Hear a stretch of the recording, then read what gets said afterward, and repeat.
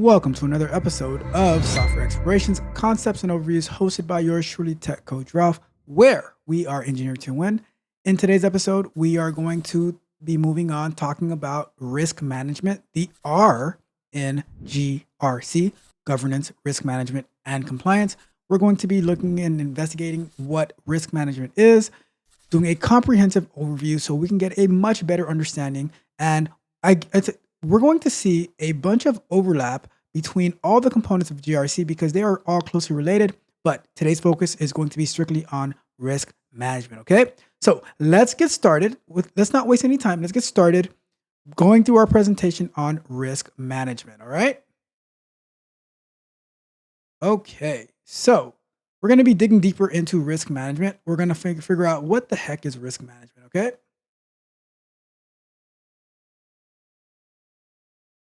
So our agenda for today, similar to our agenda when we went through the governance aspect, we're going to define risk management. We're going to find out the key elements, the objective of risk management, and the role that it plays for organizational success. All right. So what the heck is risk management anyways? So I don't know if you guys seen the movie Along Came Polly. Ben Stiller was he was like a risk management person, right? Like assessing the risk for insurance purposes. And he was following around this really rich guy. But at the same time, Polly, who was played by Jennifer Aniston, who was very, what's the word I'm looking for? She was free spirited, right? Just going with the whim and whatever like that. But Ben Stiller fell for her, and his rigidness, his assessments of risks really took a hit because he was just like going with the flow and doing things that he would never really do before because he was very analytical and stuff like that. But so the reason I brought this up is because we are like that movie plays a very interesting dynamic in risk management and how I have a good understanding of risk. All right. So what is risk management? It's the systematic process of identifying, assessing, and prioritizing and mitigating information security risk to protect organizational assets, data, and operations from potential threats and vulnerabilities. So to make that easy, to put it in a very easy explanation, it's you look what the threats are and you look at the level of, I don't want to use the word risk, but you see the level of threat that it brings to your organization and how to properly manage that. Because you don't want to be like too rigid where nothing gets done, but you don't want to be too free where you guys are under all sorts of attack and people are getting all your data and it's a whole mess. All right. So what are the key elements of risk management? So we have risk identification, we have risk assessment, risk prioritization, risk mitigation, and risk monitoring. We're going to be going into each one of those to get a better understanding. And you see this lady hanging off this cliff, this mountain. I don't know if she should be watching this video about risk management because that is very risky. You will not catch me unless I'm dead hanging off the side of a mountain. All right. But if I'm dead, then I won't be hanging out. I'll be probably at the bottom, but that's a whole nother story. Let's not get into that. All right. Okay. So risk identification. What are the parts of risk identification? So you identify and understand potential threats, vulnerabilities, and weaknesses that could pose risks to the confidentiality, very important, integrity, and availability of the organization's information assets, right? So it's all about seeing what is a threat. Like you have to identify the threats, before you can do anything, you must identify the threats and the risk, okay? And then it's various potential sources, including external threats such as cybersecurity attacks, cyber attacks, malware, and social engineering, as well as internal factors such as system vulnerabilities, human errors, and operational failures, right? And I'll tell you this, right? Sometimes external threats can be within the organization, but we also had an episode of the Bug Bite where we're I think it was Experian, maybe it was one of these credit companies, right? They were hacked because they did not update their software in time. They didn't update their packages, their libraries in time, and then that caused a major hack to happen. Little things like that, right? Which they seem little, but they're huge. So we always have to make sure that we are staying on top of things. But risks need to be identified. And then once the risks are identified, we can get to the next step, which is risk assessment. Once you identify them, then risk assessment determines risk likelihood and potential impact on the organization, right? So after we identify, okay, now that we have identified what's the likelihood that it's going to happen, and if it was to happen, what's the impact it's going to have on us, right? So those are the questions that we're asking during the risk assessment phase, right? It involves analyzing the probability, right? Like how likely is it to occur, and the potential consequences. So if it does happen, what's going to happen to us of each risk. So you might identify a bunch of risks, and then you have to say, okay, now what's the likelihood of this risk happening? And if it does happen, how bad? What's the level of exposure? I don't know if you've ever been watching TV and say, okay, what's our level of exposure here, right? So what's the level of exposure? Like the potential consequences of each risk, considering factors such as the value of the assets at risk, right? Are we able to lose this? Like how damaging is it? The effectiveness of existing controls. Okay, what processes do we have in place to stop this? And the organization's risk tolerance. Okay, how, like, if we are impacted, what's our resiliency to this? How are we able to absorb the hit and continue? Okay, I mean, when you think about it, all these things can be correlated to so many different. Like I can correlate it to movies, I can correlate it to sports, I can correlate it to anything you can think of. There's like everything that has risk in it. We can correlate it. So risk prioritization. So now after we do our assessment, now we have to prioritize our risk. So risks are prioritized according to their severity, right? How bad is it?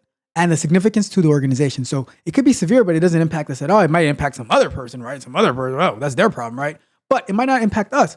Or it can be low severity, but it's a high impact on us. So, we have to figure that out. High risk threats that have the potential to cause significant harm or disruption to the organization's operations, reputation, or financial health are given priority attention. Those are like critical priority. They come to the top of the list, to the front of the congregation. We have to address those right away. We cannot be exposed like that, And when I say exposed, let's not go there, because those are risks. Those are risks itself, right? So then, now after the prioritization, we have to say, okay, how can we mitigate these risks, right? So with risk mitigation, it implements controls, countermeasures, and strategies to reduce the likelihood or impact of identified risk to an acceptable level, right? It doesn't have to be zero, but it can be down to like 5%, 10%, where it's acceptable. We can manage it, we can maintain it. Mitigation measures may include implementing technical controls, for example, firewalls, encryptions, procedural controls such as access control, incident response procedures. If something happens, how are we going to respond to it? And administrative controls by training, security awareness programs. Like right now at work, I'm in the middle of taking these security awareness courses so that we can be on the same page and we can be in compliance and stuff like that. But so there's different aspects to it. You can do training, you can do security awareness for administrative parts, but for procedural parts, we need to make sure that, like, and this is where the identity and access management comes in, like who has access to what, who is authorized to access what, and if something was to happen, how do we respond to those incidents? And then we have our technical controls. We're like, okay, we have the OAuth authentication, we have the firewalls, we have the VPNs, all these different things, like secure passwords. Like you have to rotate your passwords every so often. Those technical controls that are in place to prevent, like to mitigate risk, to help us prevent from having a catastrophe. We do not want a catastrophe, all right? All right, now risk monitoring. So risk monitoring is an ongoing process that requires continuous monitoring, review, and reassessment of risk over time, right? So always continuously looking into things, what's going on, make sure we're preventing things. Remember when we set up Grafana and we would have the application logs feeding into that? That is part of risk monitoring in my eyes, where we're setting up systems in place so that we can continuously have a good view of the landscape, so we can be adequately prepared for whatever comes, right? So risk monitoring includes monitoring changes in the threat landscape, vulnerabilities, regulatory requirements, and business operations. So, and that's why the GRC people are always so busy, because they are always like, they're working on the governance, they're working on the risk, and it's like every different month or quarter, there's new things to be reviewed to make sure that we are always prepared for what is to come, right? Regular reviews of processes and controls helps ensure their effectiveness. So not only that you write it, but you also have to keep reviewing it to make sure that things are on the up and up. We do not want to miss, right? So just always being prepared, monitoring the risk so that when the threat does come, we know how to handle it immediately, all right? So what are the objectives of risk management? So our objectives, we have to protect the assets, preserve our reputation, ensure that there is a business continuity plan. We have to support compliance. Then we optimize it optimizes our decision-making skills. It enhances resilience. It maximizes opportunities, and it improves our stakeholder confidence, because if our stakeholders are not confident in us, they're going to out of here. They're going to get rid of us, okay?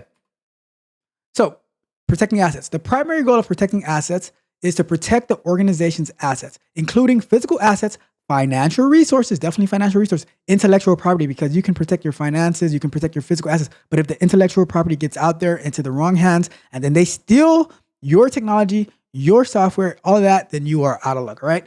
And information assets from potential threats and vulnerabilities.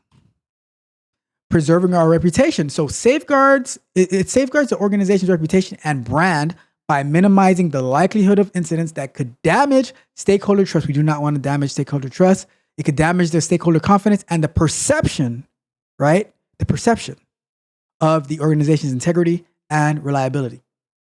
There's a major case going on in Georgia right now, right?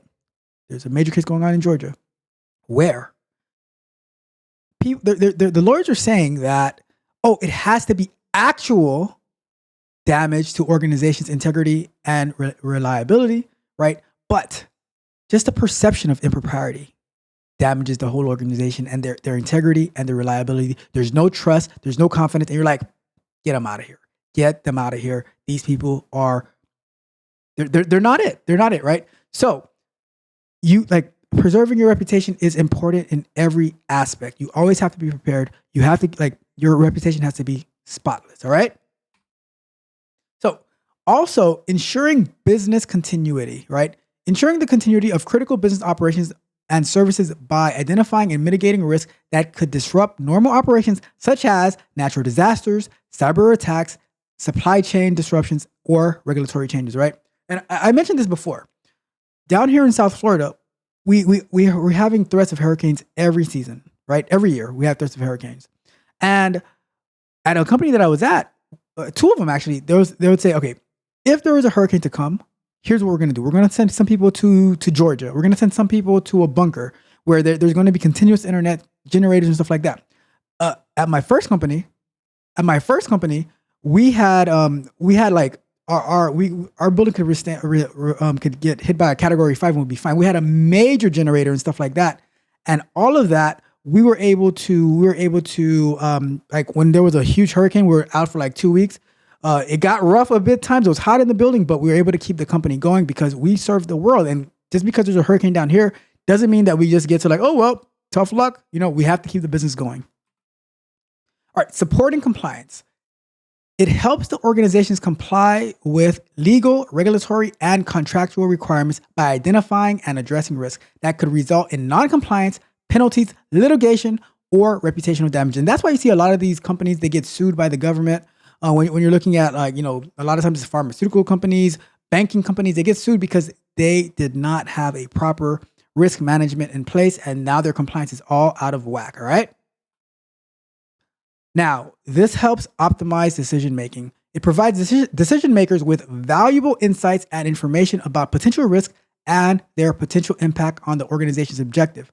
Organizations can make informed decisions and prioritize actions to mitigate risks effectively.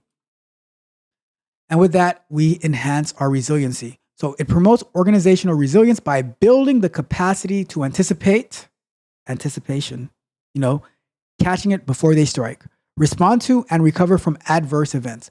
Organizations can reduce their vulnerability and increase their ability to adapt to changing circumstances. And we are able to maximize our opportunities, right? We have our good old friend back here again, Mr. Cool Cat. Not only about avoiding negative outcomes, but it's also about identifying and capitalizing on opportunities. Identifying opportunities for innovation, growth, and competitive advantage while managing associated risk. Very, very important. And we have improving stakeholder confidence. Very, very important. It demonstrates that the organization has a systematic approach to managing risk and protecting its interests. It fosters trust amongst customers, investors, employees, regulators, very important to get trust from the regulators, and other stakeholders, which is essential for long-term success. Can't stress that enough. And establishing success. How do we establish success in risk management? All right. So organizational success, right? It enables organizations to navigate uncertainty, protect their interests, capitalize on opportunities, and achieve their strategic objectives while managing risk within acceptable tolerances. Organizations can enhance their resiliency, agility, and ability to thrive in dynamic and competitive business environments, right? And that's what we want. How do we be successful? We need to be able to adhere the risk and the pain, and we need to be able to compete. We need to be able to compete in a dynamic way against our competitors, all right? So with that being said, in conclusion, we talked about the definition of risk management, the key elements of risk management, the objectives of risk management, and the role of risk management in organizational success. How do we be successful as an organization, all right? Let me know what you think, right? Let me know what you think. What are your thoughts? Did I miss anything? Did I get it right? Like I said, I am not an expert in cybersecurity. I'm not an expert in GRC. I'm just sharing with you some of the research that I did so that we can be on the same page. And I've seen this sprinkled across my whole IT industry, but now it's really getting like set to a good explanation. All right. So let's get back to full screen before we wrap it up for today. And there we have it. There we have it, folks. That is our presentation on the risk management part of the GRC model, the governance, risk management, and compliance. All right. Next week, we're going to get into compliance, and we're going to get more understanding about that as we break it all down. Hope you enjoyed this video. I hope you found it informative, educational, entertaining, all of that good stuff. And if you did, right? If you did, and even if you didn't, do me a favor. If you didn't find it, all of that, still do me a favor, right? Like the video, share the video, subscribe to the channel, hit the notification bell so you can know every single time we go live. Leave me a comment. I am so anxious to hear what your thoughts are about this. Did I miss anything like I asked, right? Can I add to it? Am I wrong? Right? Let me know. I would like to. Are you working in the GRC industry? Are you working in the risk industry? Let me know, and we can have that conversation. But until next time, right? So next time, if you haven't done so yet, like the video, share the video, subscribe to the channel, hit the notification bell. If you need one-on-one technical coaching, go ahead and hit me up at www.techcoachralph.dev, where you can sign up for coaching with me, and we will get the show on the road. All right. Thank you for tuning in. Next week, compliance. Tune into the Bug Bite on Friday. Tune into the live stream tomorrow night. And with that being said, this is Tech Coach Ralph signing off.